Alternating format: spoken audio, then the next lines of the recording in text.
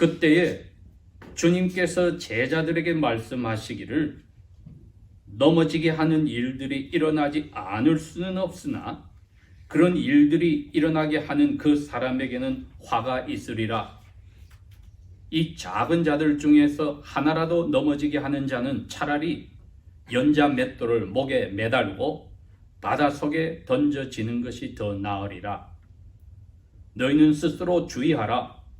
만일 너 형제가 내게 대적하여 죄를 짓거든 그를 꾸짖고 만일 그가 회개하면 그를 용서하라. 만일 그가 하루에 7번이라도 내게 죄를 짓고 하루에 다시 7번 내게 돌아와 내가 회개하노라 하거든 너는 그를 용서하라 하시니라. 사도들이 주님께 말씀드리기를 우리에게 믿음을 더해 주옵소서 하니 주님께서 말씀하시기를 만일 너희가 겨자씨 하늘과 같은 작은 믿음이 있었다면 너희는 이 뽕나무에게 말하기를 너는 뿌리채 뽑혀 바닷속에 심겨지라 하였을 것이요 그것이 너희에게 순종하였으리라. 그러나 너희 중 누구에게 밭을 갈거나 가축을 치거나 하는 노예가 있는데 그 노예가 밭에서 돌아올 때에 누가 즉시 그에게 말하기를 너는 여기 와서 앉아 먹으라 하겠느냐?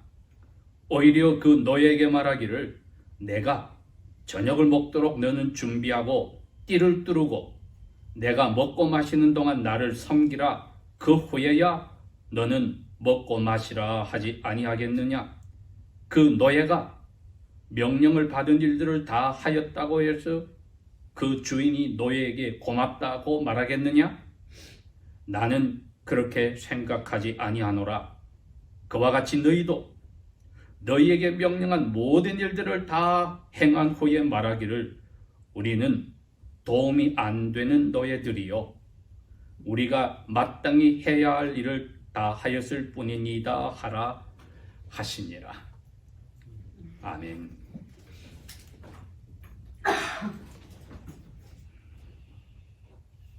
누가복음 17장에 있는 이 말씀은 1절에서 10절의 이 내용을 보아서는 주제가 여러 개가 있습니다. 먼저 예수님이 1절, 2절에는 하나님의 자녀들 가운데 제자들과 사도들 가운데 유혹에 빠져 넘어지는 사람이 나온다.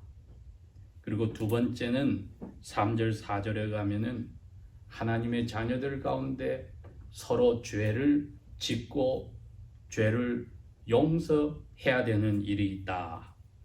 그리고 세 번째는 이러한 일이 있으려면은 구원을 받은 참된 믿음이 있어야 된다는 것을 가르치시고 그 모든 바탕에는 마지막으로 네 번째로 여기 7절에서 10절에 하나님의 자녀들은 일반 제자들도 이 12 사도들도 당연히 해야 될 일이다. 무엇으로? 이 참믿음을 가지고 유혹을 제공하는 남을 넘어지게 하는 사람이 되어서도 안 되고 죄는 마땅히 용서해야 된다. 그게 우리가 할 의무이라는 것을 밝혀 주었습니다. 이 닥터 룩은 이 말씀을 자기가 다른 사람에게 듣고 그것을 종합하여서 1절에서 10절에 간단하게 요약을 하였습니다. 저희들이 마태복음을 읽어보니까 이분이 참고로 한 문헌이 마태복음 18장의 1절에서 22절까지 아주 광대하게 자세히 설명이 되어 있었습니다. 그러니까 우리들은 오늘 이 1절에서 10절의 말씀을 자유주의 신학자들이 마치 여러 가지 단편을 묶어서 하나로 묶었다고 이해하는 것이 아니라 1절에서 10절이 하나의 도도한 흐름을 바탕으로 한다고 이해를 해야 합니다. 그것이야말로 21세기를 사는 하나님의 자녀들이 그리스도의 제자라고 불린다면은 이 말씀을 우리 가슴에 새기고 이러한 삶을 당연히 살아야 합니다.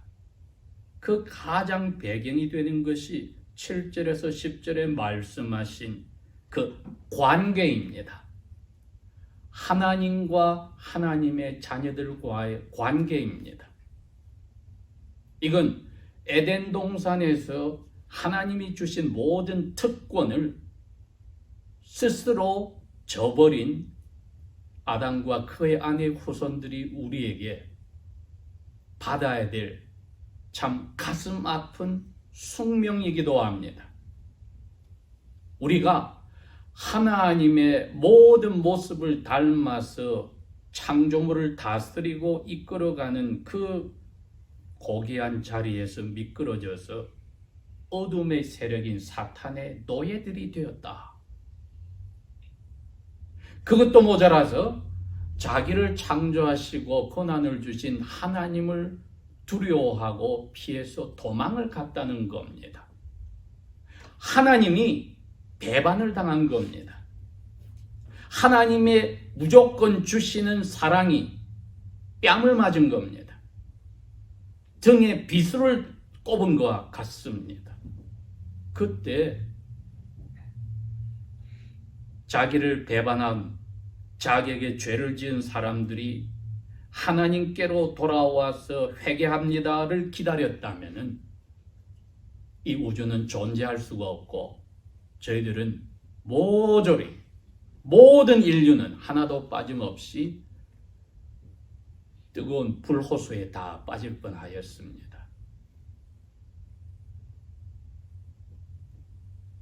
억울함을 당하고 배반을 당하고 자기에게 죄를 지은 사람들에게 하나님이 먼저 손을 내밀고 찾아왔다 이겁니다. 사람아, 너가 어디 있느냐? 그랬기 때문에 하나님이 찾아와서 무조건적으로 죄를 용서해 주었다. 그게 우리가 말하는 자비, 긍휼, 인자라는 뜻입니다.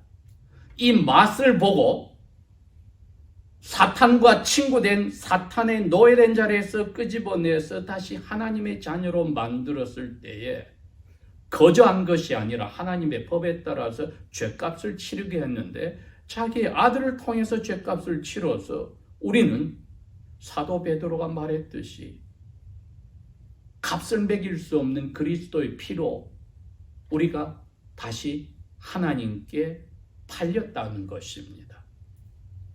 그러니 죄와 사탄의 노예에서 우리가 즐겁게 그 들어간 자리에서 끄집어내서 아버지의 노예가 되고 예수님을 통하여서 하나님의 아들, 딸이 된 겁니다. 이 관계가 7절에서 10절에 나와 있는 겁니다.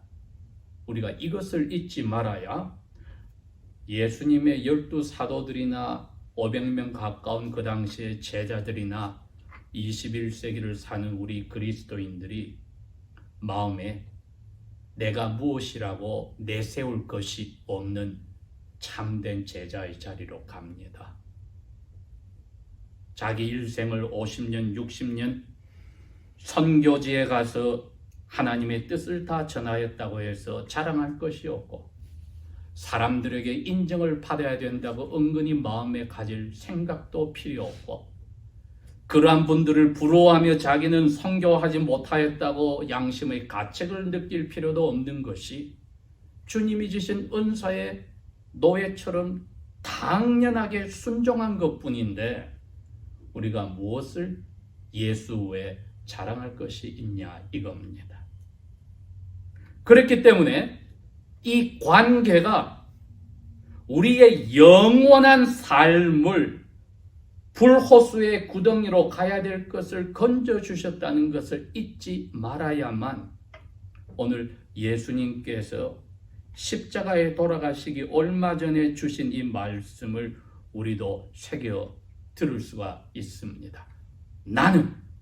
우리는 하나님의 모든 은혜를 받아서 예수님의 참 제자가 된 우리들은 예수님을 통하여 하나님의 순종하는 기쁘심을 입은 노예가 되었다. 이건 부정적인 뜻이 아닙니다. 노예의 모든 일을 주인이 책임지고 주인이 보호하고 노예가 할 수 있는 것은 주인의 뜻을 따르는 것밖에 없다. 이 관계. 즉 주인은 노예에게 아무 빚을 진 게 없어서 보상으로나 값을 치러줘야 될 것이 없다. 그게 오늘 말하는 우리는 무익한 노예라는 고백의 뜻입니다. 우리가 무엇을 하든지 주인 대신 예수 그리스도와 아버지께서는 우리에게 뭐 해줄 게 없습니다. 왜? 우리가 영원토록 빚을 진 것을 즐겁게 의무로서 다하는 것뿐이니까 영원토록 우리가 의무를 다해도 받은 은혜를 다 갚을 수가 없더라 이겁니다. 여러분, 이 사실을 우리가 망각하면은 1절에서 6절과 같은 비참함이 나오는 겁니다. 무엇입니까?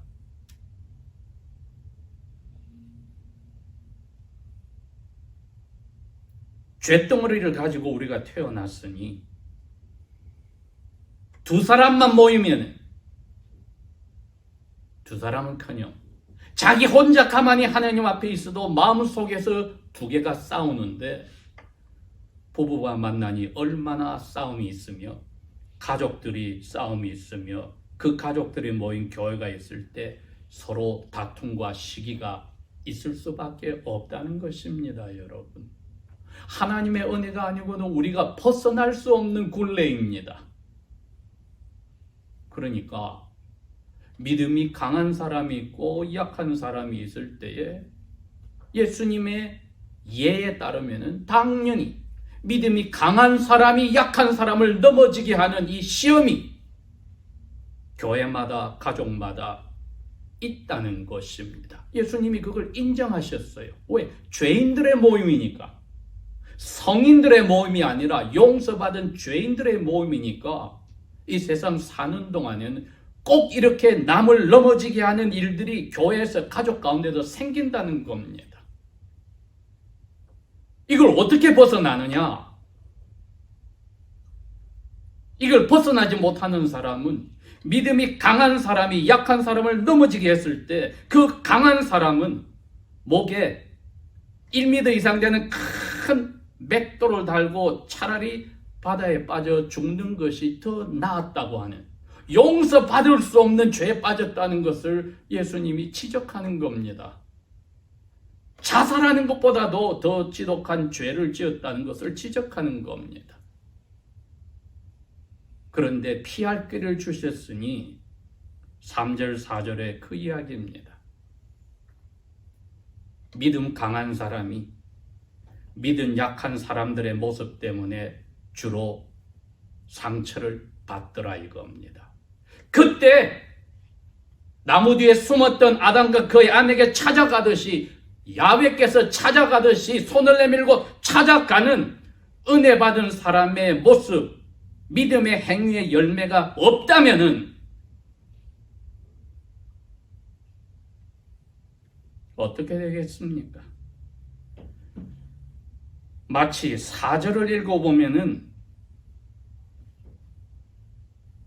나에게 상처를, 죄를 지은 사람이 나에게 와서 I am sorry 하고 고백을 해야만 내가 죄를 용서해 줄 수 있다고 착각합니다. 그건 하나님이 가르치신, 예수님께서 몸소 보인 방법이 아닙니다. 예수님께서 누가복음에 분명히 십자가에 돌아가실 때에 이야기하셨습니다.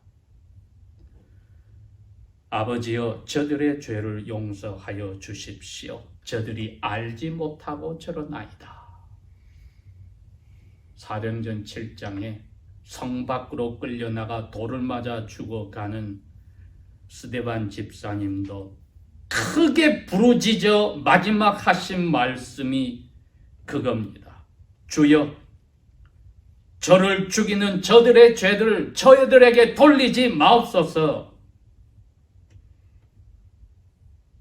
이것을 다 기억하는 사도 요한은 요한일서 2장 9절에서 11절과 3장 16절에 이야기합니다.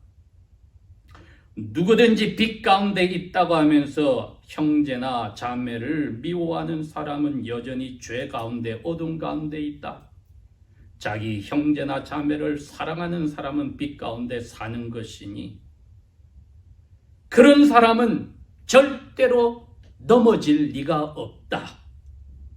그러나 형제나 자매를 어두운 가운데 미워하고 있는 사람은 아직까지도 어두운 가운데 걷고 있는 것이니 자기가 지금 어떤 생활을 하고 있는지도 모르며 어두움이 그들의 눈을 가려웠다고 하면서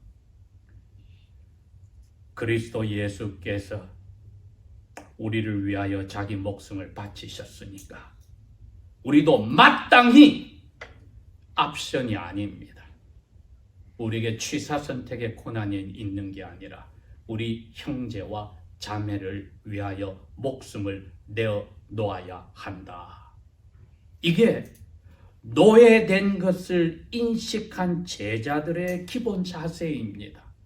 그 자세가 있어야만 1000번 만번 나에게 상처를 줘도 찾아오신 야훼께서 아담을 부르듯이 우리가 용서할 준비를 하고 마음으로 용서를 해야 한다는 겁니다. 말 못하는 갓난아기가 부모에게 불편한 일을 많이 끼친다고 해서 울고 부모가 그 다음날 일을 가야 되는데 밤잠을 설친다고 해서 그 아기를 미워하는 부모가 있습니까? 그보다 더한 믿음이 약한 어린아이와 같은 사람을 우리가 넘어지게 해서도 안 되고 그들이 우리에게 상처를 줬다고 할 때 우리가 얼마나 더 사랑을 받은 사람으로 용서하는 그 자세를 가져야 할까? 그런데 예수님의 12사도가 주님의 말을 들으니 정신이 아득한 겁니다. 하루에 7번이라도 그 사람들이 너에게 죄를 짓고 돌아서서 뻔뻔스럽게 제가 잘못했으니 용서해 주세요 했을 때 용서해 줘라. 마태복음 18장에는 베드로가 기가 찹니다. 그게 어떻게 할 수 있어요? 예수님이 7번에 70번이라도 490번이란 것은 우주 아래 완전하다는 뜻입니다. 수학적으로는 무한정이란 뜻입니다. 그러니 이들이 예수님 말씀대로 우리가 그렇게 용서하고 못 살아요. 그러니까 5절 6절에 나온 말이 뭡니까? 믿음 더 주세요. 마치 하나님이 자기들에게 믿음을 적게 줘서 용서 못하는 것은 내 책임이 아니고 하나님 책임이라는 겁니다. 근데 예수님은 no. 겨자씨만한 믿음은 있고 없고가 문제이지 많고 적고가 아니야. 퀄리티도 퀀티티가 아니고 있느냐 없느냐야. 겨자씨만한 작은 믿음이라도 내가 선물로 아버지의 뜻대로 줬으면 너희들은 당연히 너희 원수를 할지라도 예수님을 닮아서 그 모습을 닮은 스데반처럼 용서를 해야 하는 것이 마땅한 노예들의 자세야.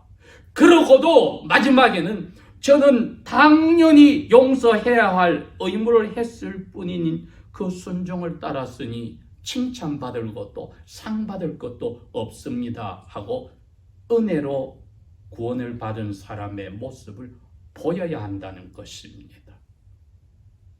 제가 그래서 제목을 주님께도 도움이 안 되는 노예들로서 우리는 용서하는 직책의 그 의무를 이행하고 있는가 물어보는 겁니다.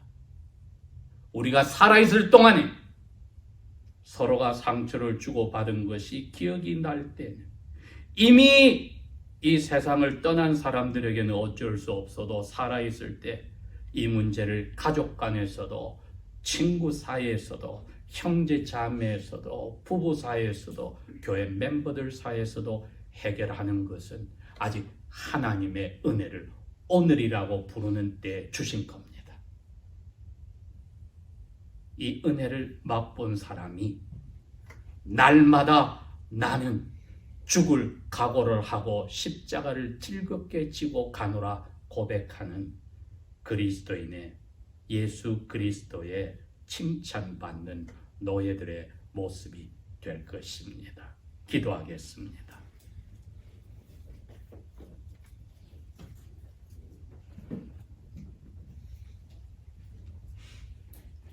아버지 하나님, 감당할 수 없는 은혜를 받고도 저희들이 망각하는 이 죄를 용서하여 주시기를 원합니다.